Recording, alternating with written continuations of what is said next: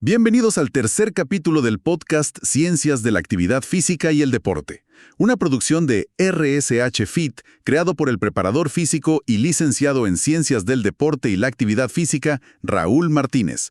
Este espacio está dirigido para todos los alumnos nuevos que se bautizan como capoeiristas o los que cambian de cuerda. Y a todo esto, nuestro querido preparador físico Raúl Martínez también cambia de cuerda este año, a su séptima cuerda o quizás a monitor, quién sabe. Mucha suerte, Raúl, y a todos sus compañeros que este año cambian de cuerda. Mandamos también un saludo muy especial a Valpoeira, que ha hecho una gran labor con la capoeira en Valparaíso. Y justamente hoy vamos a sumergirnos, vamos a hacer un análisis profundo de unos materiales que nos llegaron, muy interesantes, la verdad. Son extractos de un libro de capoeira, enfocado sobre todo en la tradición de capoeira Sul da Bahía, material elaborado por Mestranda Lua Branca, con revisión de Mestre Wrightson. Nuestra misión hoy, bueno, explorar juntos esa riqueza histórica, ¿no? El significado cultural, los elementos clave, técnicos, musicales, de la capoeira, este arte afrobrasileño que es tan único. Tenemos de todo un poco. Relatos, figuras clave, detalles técnicos. Ok, vamos a desglosar esto. Empecemos por el principio, ¿te parece? Los orígenes. Los documentos sitúan el nacimiento de la capoeira de forma muy clara en el contexto de la esclavitud en Brasil. Una época brutal. Millones de africanos traídos a la fuerza por los portugueses desde el siglo XVI. Y las descripciones en el material son crudas. Hablan de condiciones inhumanas, trabajo forzado, maltratos, enfermedades. Una deshumanización constante. El poema Tumbeiro de Mestre Eros que citan, te pega fuerte. Refleja muy bien esa crudeza del viaje, la pérdida. Exacto. Y es justo ahí, en esa opresión tan extrema, donde prende la chispa de la resistencia. La capoeira, como la presentan estas fuentes, no nace solo como una técnica de lucha, que también lo era, claro, para defenderse, sino también como una expresión cultural, vital. Era una forma de, digamos, mantener viva la identidad, la conexión con África, la esperanza y la dignidad humana sobre todo, frente a un sistema que buscaba aniquilarla. Y aquí, claro, entran los quilombos, esos famosos asentamientos de esclavos fugitivos. Palmares es el más conocido, un ejemplo clave. No eran solo refugios, eran como crisoles culturales donde prácticas de resistencia, incluyendo formas tempranas de lo que hoy llamamos capoeira, podían florecer. Ahí es donde se pone súper interesante, ¿no? Porque los textos tocan un punto clave, un debate histórico. ¿La capoeira vino así, tal cual, de África? ¿O es una creación nueva afrobrasileña?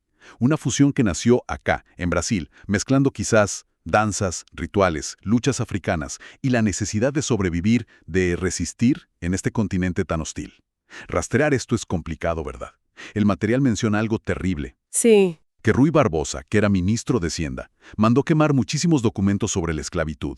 Imagínate cuánta historia perdida. Una pérdida documental tremenda que, claro, dificulta trazar linajes exactos. Pero lo que sí documentan bien estas fuentes es la paradoja, ¿no? Lo que pasa justo después de la abolición en 1888. Uno pensaría, bueno, celebración, reconocimiento, pero no. Fue todo lo contrario.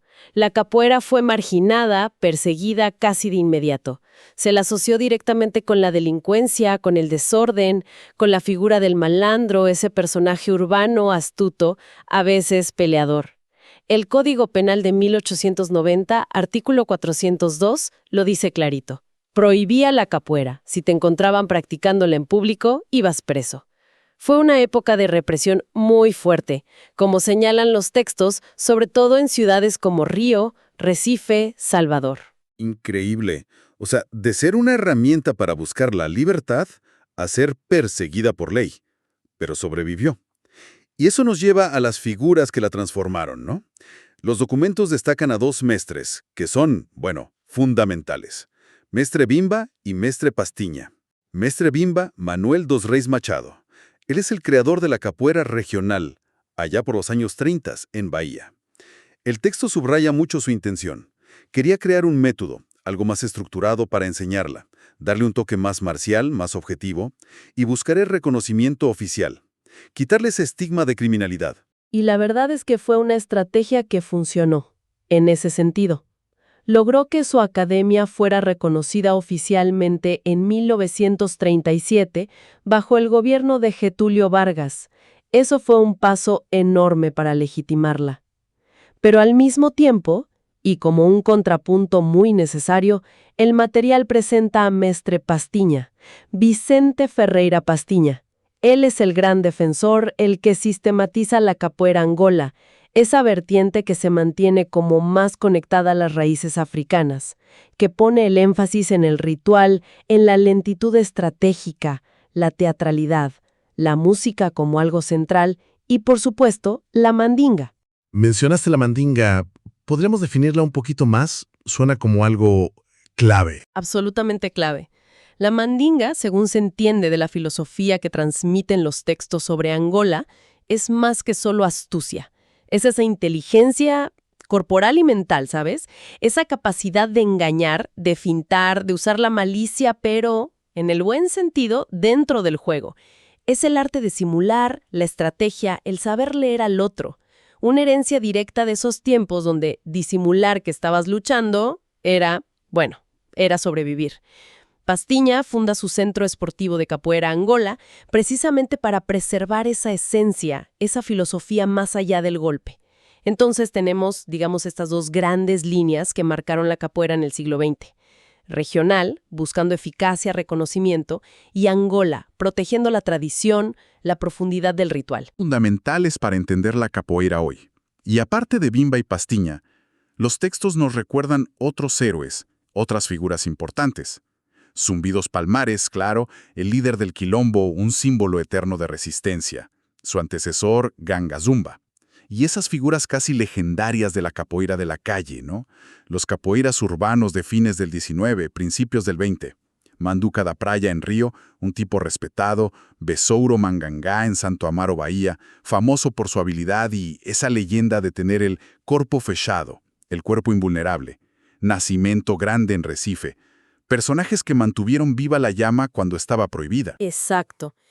Y si conectamos todos estos puntos, la trayectoria que describen las fuentes es impresionante. Piensa en el arco completo. De ser una práctica prohibida por ley, reprimida con violencia, a ser reconocida como deporte nacional. Después, en 2008, Patrimonio Cultural Inmaterial de Brasil por el IPAN. Y la consagración mundial en 2014, Patrimonio Cultural Inmaterial de la Humanidad por la UNESCO. Hoy, como indica la portada del libro y se menciona, se practica en más de 150 países. Es una expansión cultural tremenda. La verdad que sí. Y esa expansión se basa en una práctica muy concreta, muy vívida. Hablemos de cómo se vive la capoeira. El corazón, según describen estos materiales, es la roda. Ese círculo de gente, cargado de energía, ¿no? Donde dos capoeiristas juegan, dialogan con sus cuerpos en el centro. Pero esa roda no existe sin música. La batería, la orquesta, es la que manda, y el rey ahí es el berimbau, ¿cierto? Indiscutible. Es el alma sonora de la capoeira. Generalmente, como explican los textos, se usan tres. El gunga, que es el más grave y lleva como el ritmo base, la llamada principal. El medio, que dialoga con el gunga, hace como un contrapunto. Y la viola, que es el más agudo y es el que improvisa, el que hace los repiques, las variaciones. Pero no está solo, claro. Lo acompañan el pandero, la pandereta, que le da ese swing, el atabaque, ese tambor que marca bien la pulsación, el agogó, la campana doble con su sonido metálico, y a veces el recorreco, ese güiro que añade textura. Es toda una orquesta creando la atmósfera. Y no es solo atmósfera, ¿verdad? El berimbau tiene un rol de director, digamos. Fundamental. No es música de fondo para nada. Es el que dirige el juego. Los diferentes ritmos que toca, los toques, son los que dictan cómo debe ser el juego dentro de la roda. Las fuentes listan varios. Mencionan clásicos de Angola como el toque de Angola, que es lento, ritual, Santa María, que tiene leyendas asociadas, o Iyuna, un toque que antes era solo para mestres, más acrobático, sin canto. Y de regional, como São Bento Grande, de Bimba, que es rápido, objetivo, Banguela más lento y estratégico dentro de la regional, o caballería, que imitaba el galope de la policía y servía de alerta en tiempos de prohibición. Cada toque es una instrucción, una llamada a un tipo de energía, a una interacción específica entre los jugadores. Qué fascinante cómo la música organiza la acción física. Y las canciones también son importantes, según el material. Mencionan la ladaíña, la cuadra, la chula, el corrido. Sí, las canciones son como el vehículo de la historia oral, de la filosofía, de los valores de la capoeira. La ladaña suele ser un lamento, una invocación al principio, que canta el solista. Luego vienen las cuadras o chulas, que son estrofas. Y finalmente el corrido, donde el coro responde al solista. Las letras hablan de mestres antiguos, de la esclavitud, de la vida, de la naturaleza, de la propia mandinga. Son como una clase en sí mismas, transmiten conocimiento y sentimiento mientras se juega. Y hablando del juego mismo, los movimientos, el material los organiza de forma bastante clara. Ataques, defensas, las florituras. Exacto. Están los golpes o ataques, que pueden ser directos, frontales o circulares, giratorios.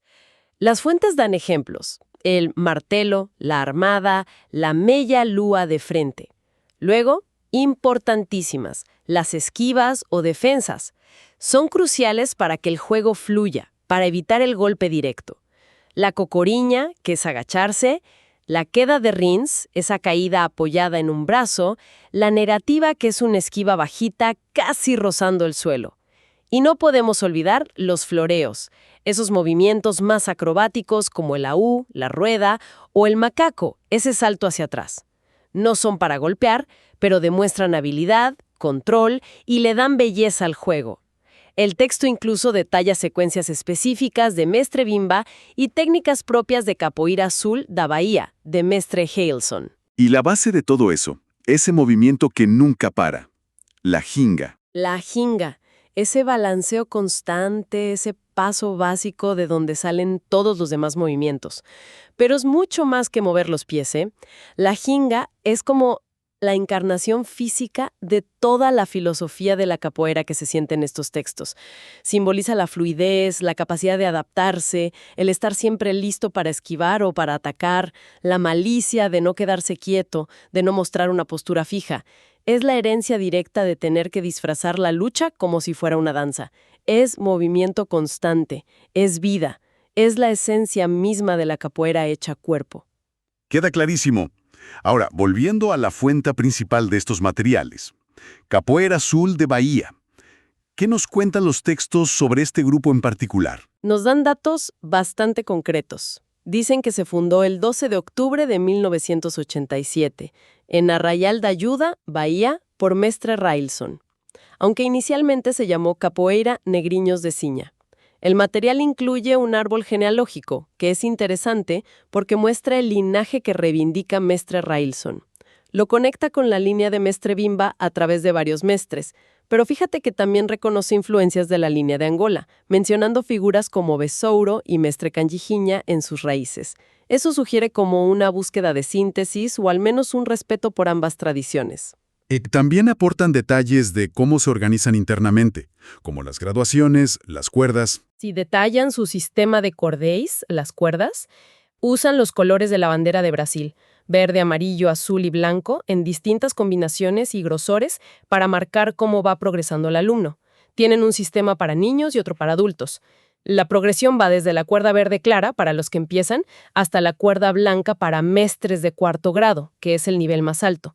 Y algo que me parece muy importante es la filosofía que citan al inicio del manual, como un principio del grupo. La idea de que el capoeirista no debe ser acomodar, no debe conformarse, debe ser crítico, cuestionador y estar siempre buscando nuevas fuentes de conocimiento y aprimoramiento. Es una llamada muy clara al aprendizaje continuo, a la evolución personal y también del propio arte. Entonces, si intentamos como resumir un poco todo lo que hemos explorado a partir de estos documentos, ¿qué es la capoeira en esencia? ¿Qué nos deja esta lectura? Pues mira, yo creo que queda claro que es mucho más que un arte marcial o una danza. Es un complejo cultural vivo, vibrante. Es historia hecha cuerpo, es resistencia hecha movimiento y música. Nació del dolor de la esclavitud, sí, pero se nutrió de la astucia, de la mandinga, para sobrevivir a la persecución. Y de ahí floreció hasta ser este fenómeno global que, como vemos en la portada del libro, une a gente de todo el mundo. Es lucha, es juego, es música, ritual, comunidad y filosofía, todo junto, entrelazado. Exacto. Es esa síntesis, esa mezcla única lo que la hace tan potente, ¿no? La habilidad física se junta con la expresión musical. La individualidad del jugador está dentro de la energía colectiva de la roda. Y todo eso impregnado de una filosofía de vida basada en la jinga. Flexibilidad, resiliencia, inteligencia estratégica.